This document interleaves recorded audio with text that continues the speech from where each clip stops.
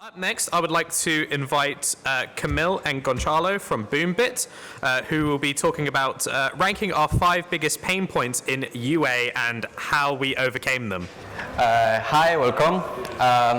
Small disclaimer, it seems like our phones are not working, so some of the things might be misaligned.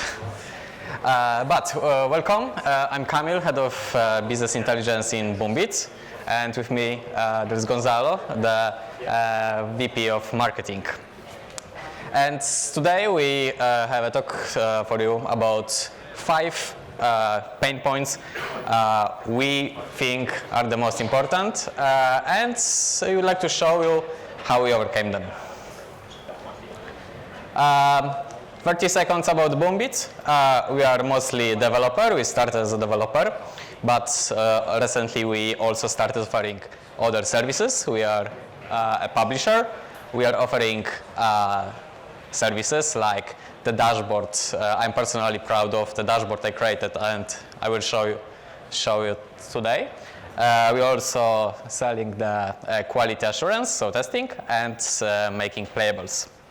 And about numbers, 29 million UA spent last year, 54 million revenue, and 1.5 billion installs in total. And we are also investor. Yes. So Yep. maybe we just want to share you 3 proud moments of the past couple of years. One was actually just a couple of weeks ago. We were able to put Darts Club, that is one of our simulator casual games, in the #1 top charts in the UK. It's a casual game. Then we can show you another example of a success case in a mid-core game that we have in our portfolio. So it's Unreal, and basically you reach 165k plus IAP revenue in 1 day, which means that, and this is net, so it means that gross we surpassed the 200k. And on hyper casuals, we have as well a lot of extensive portfolio with hyper casuals, and we're able to put Churays in the top charts of the US, iOS, and GP. So as you can see, we have a lot of experience across different types of genres, different types of games, and that's why we are here today. We want to share with you our 5 biggest pain points of the past couple of years and how we solve them, especially Kamil, of course. So the biggest pain the first pain point is pretty simple. I think you all will be able to relate. It's the fact that we have, if you start counting too many apps with geos times operative systems times networks can very quickly scale. So just looking at a very hypothetical scenario that is actually very minimal. If we assume 20 apps across 2 platforms across 50 countries, and let's be honest, some of us have more than 20 apps, some of us are more than 2 platforms, and some of us are definitely more present than in 50 countries. And if we just take into consideration 5 networks, and at some point some publishers are even using 10 plus networks, it can really quickly go to up to 10,000 combinations. And these combinations mean campaigns, right? And at some point, even in one single network, you can be running different types of campaigns. So pretty quickly, this number can escalate. So that's why we, in user acquisition, went to Kamil and to BI, and we asked for support here, because it's impossible for manually to overcome and to work on all these 10,000 combination plus without support from BI.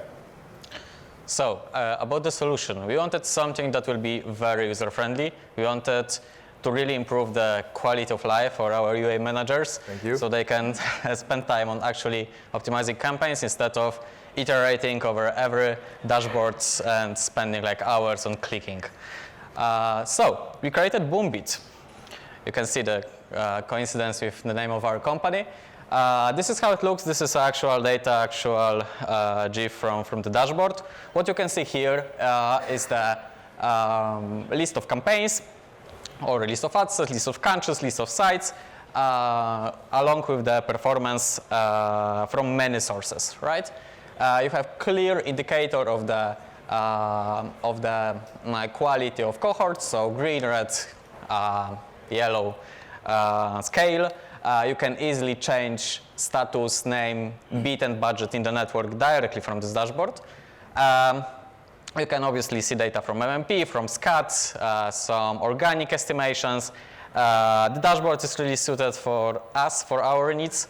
and basically was created in 3 months. An initial version is based on React. It was created on site. It's really easy to maintain. As some of the features, lightning speed, of course, we can customize targets per app.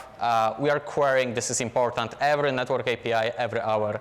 So this is something that I don't find possible with any tool of the market. Usually they limit to like 4 queries per day or 6 sometimes. And even if they are doing that, they don't query everything. So with our own implementation, we can query every dimension an API can offer. And provide features like one-click bit budget status changes. And it was like game changer for us. It's really like the center stone of our user acquisition team. So going very rapidly to the second pain point is of course iOS issues, right? Everything that came after ATT and how we are tackling this. So going really quickly because we only have 40 minutes left. Now with iOS we know how the flow goes, right? On the day 0 we start a campaign already with a lot of limitations because some networks they don't even share breakdown per geo, so you have to limit the way you build your campaigns. Then you have to wait from 1 to 3 plus days to receive the data coming from iOS. Then on day 4, let's assume you already have around 80% of your data, then you can only start taking real assumptions on the data that is tracked. So it's another like 30%, 40%. And then only on day 4 onwards, you can start somehow predicting your ARPU, your LTV. All of this, of course, if you don't have a solution. So we, once again, went to Kamil and we said, we need your support here. We really need to come up with a way to calculate all of this. So how we approach this case? We wanted to provide all data you can trust in one place. And this is how it looks. Data from UA network, as I told you, pulled every hour. Data reported by MMP, the purple button. This is something we get from MMP, Upside in our case. Then we have data from SCAD network. Data is, of course, delayed by up to a few days. With SCAD4 can be delayed even more. And what we are also adding is the data calculated on organic. Sorry for the misalignment. So this is the data calculated this way. We just exclude all the data attributed to the other networks in our data, and we make the weighted average of all the KPIs according to the countries, according to the distribution of clicks or impression that particular ad set or campaign have. And this is something that we can access even with limited worth of scan. And then you provide the final estimation. And what we actually provide as final estimation depends on what is actually selected. If it's iOS and self-attributing network, we might use scan ARPU, and we might calculate CPA based on the clicks and conversions, because we want the installs also calculate real time. We don't want to wait for SCAD. But if it's like classical SDK networks like Uplovin, Integral, we can also use the data from MMP. And if number of tracked installs, we call it the install diff, % track, is high enough, we can trust data from MMP. So actually the last few column calculation changes depends on what is selected. Yeah, so the third pain point is, of course, subsource bidding, because if you remember this calculation in the beginning, I mean, I think we can assume what happens if you then multiply it by 100 and sometimes even 1,000 subsources, right? So this number completely goes insane, and which means that at the end of the day, if you're going manually, you have something like this. We were using this 3 years ago, not anymore. Also now ROAS campaigns are more and more present in our lives.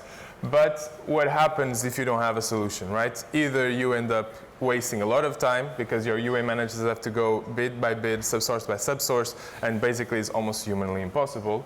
Or you end up having very inefficient campaigns because your UA managers will be focusing on the top 50%, 60% of subsources, and they'll ignore the top 40. And it's pretty fair. So I want to ask you, what do you think out of these two scenarios happen the most? Well, pretty simple, both at the same time, because it's impossible for a UA manager to go deep.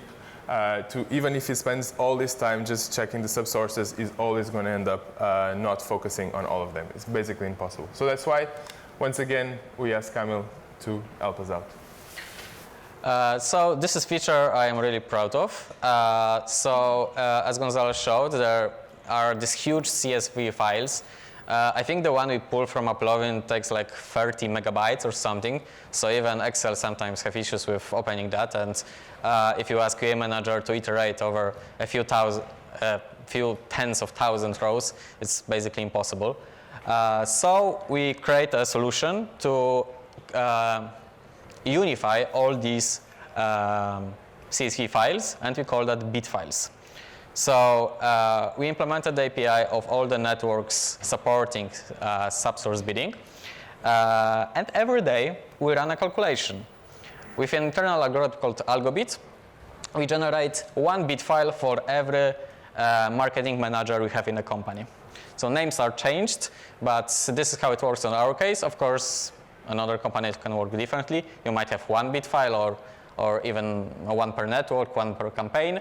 We just have one per one acquisition manager. It's because it's easy. They just go to their file, they review it, and make changes if necessary. But most of the time, they don't have to make changes. We try to make this algorithm pretty stable, so they just review what is changing. They can check the history of the bits, change it if necessary, and click the button, approve and deploy, and then those tens of thousands of bits are deployed. So no need for manual work and no need for playing with Excel anymore. And you have access to all the same information as in the main dashboard when reviewing the bit file, which is what we are calling. Exactly. And just going before, just focusing here, what I was saying is that then here, I think your UA managers can really focus on the top 50 subsources. Why? Because at least you know that the other top 50, they are being changed anyway. Like the algorithm is acting on them, and then the UA managers can just go over the most spending subsources, maybe adjust a little bit. Like they will assume that the new bid given by the algo bid is not perfect, so I want to increase it or decrease it a little bit. And that's perfect because you know that other subsources are being tackled on, and still your UA manager can have an opinion, right? And can change the bid really quickly, as you can see in this example. So the fourth pain point, of course, is ARPU and ROI estimation. Basically, if you go away from automation, go away from BoomBit, you just have a pretty clear vision on your campaigns, right? You start a campaign, you understand how your users work, you understand how the evolution from your ARPU, your LTV evolves, and then you start kind of applying that methodology and that evolution to more or less all your campaigns until you have a big amount of data. Well, in reality, that's not correct, right? Because there's so many other metrics, so many other dynamics that are not being accounted on predicting your ARPU, predicting your LTV. And that's where, once again, Kamil and the BI team developed a way to calculate and estimate ARPU day 30, ARPU day 70, ARPU day 7 as precisely as possible. So there are many approaches to calculate ARPU if you are dealing with so many combinations. And usually you go with a solution that pre-calculates everything on the back end and then allows you to just play with the data that's already calculated in the dashboard. But that didn't really work for us because our amazing user acquisition team is always asking questions, okay, but can we also filter by that, like filter by ATT status or filter by site, filter by device. So we needed to make these estimations calculated in real time when the dashboard is actually opened. So this is how it works. Whenever user selects all the filters, dimensions, groupings, we just apply the calculation in the real time. So the results of the calculation on very low level, very granular level, if you sum it, might be completely different than when aggregating the same on the high level. But it's intended because we want both high level and low level. Of course, if you go low level, the data will be less accurate. But this way we can always check the data for any combination. So it works pretty quick. We actually do that with the help of SQL in BigQuery. So that is connected to our dashboards, also to Looker. And every time user open the dashboard, the query to calculate estimations, method selections are made. Yeah, this is actually the screenshot I made yesterday or 2 days ago. So obviously the triangle marked here is the data that is estimated. But we are not showing that because we are pretty confident about this estimation. One last thing about calculating the true net, true revenue, true ROI, ROAS. Sorry for the misalignment, but usually what publishers, advertisers do, they just exclude the 30% store cut, and they treat it as their revenue. But in all the calculations, we also exclude the country tax, value added tax. In GB is 20, in Poland it's 23.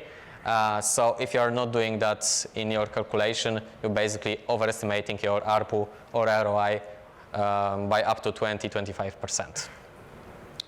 But also this is very important because what you are seeing in MMP and what you are seeing in the networks is still 100 funds, not 56. So if you don't have your own dashboard and just look at data in network, it's not very reliable.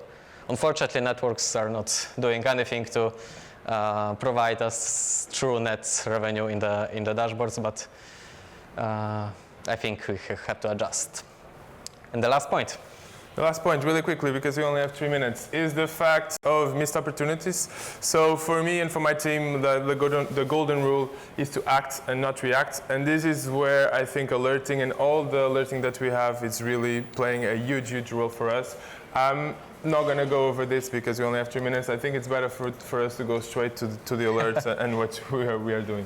Okay, so you want to detect any mistakes, any problem, any opportunities as soon as possible. So everyone loves Slack, I guess. Most of you have some Slack instance in the company. So we obviously send a lot of alerts on Slack. And we developed a solution that allows to create us an SQL query and customize an alert sent on Slack. And this is how it looks. You can see many types of alerts here. The first one is, hey, check the ROI, it's dropped by 10%. Then another creative is saying us to check at ARPU and ROI because both of them are dropped. On the right, you have the results of the CPI tests. So the creatives and some results are sent to Slack as well. And on the left, on the bottom, there is some profit reports. So this is something that our CEO especially loves.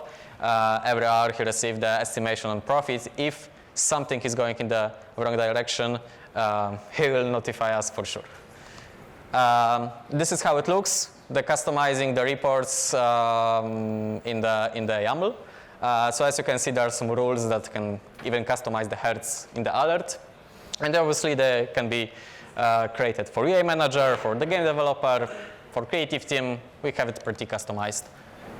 And there are some additional rules that we use for hyper casuals on the daily basis. And I think that would be all. Yeah, I think just before we end, if there is anything that you saw in this presentation that you find interesting and that you liked, there is a big chance as well we are selling them as a service. We have a booth right at the entrance, so you can meet us there. You can talk with us about anything that you've seen here, and there is a big chance that we are as well allowing you guys to try it out and to use it. So that's it. Thank you. Thank you.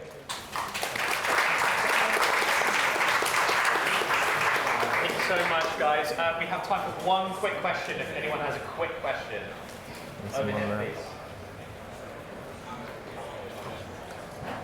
It's going to change color. Yeah.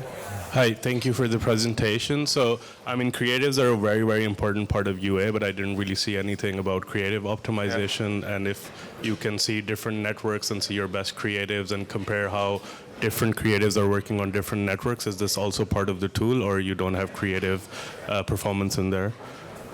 You want to go? Creatives, right? Yeah, creatives. So about creatives, you currently have a sophisticated creative reporting in Looker. So market tool. We are working on putting this in BoomBit, but it will take additional month.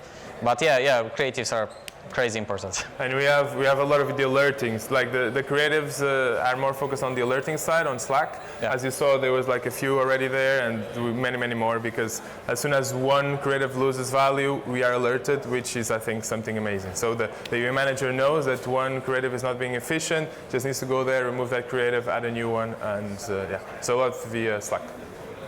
Thank you, Alex. Thank you. Brilliant, thank you guys.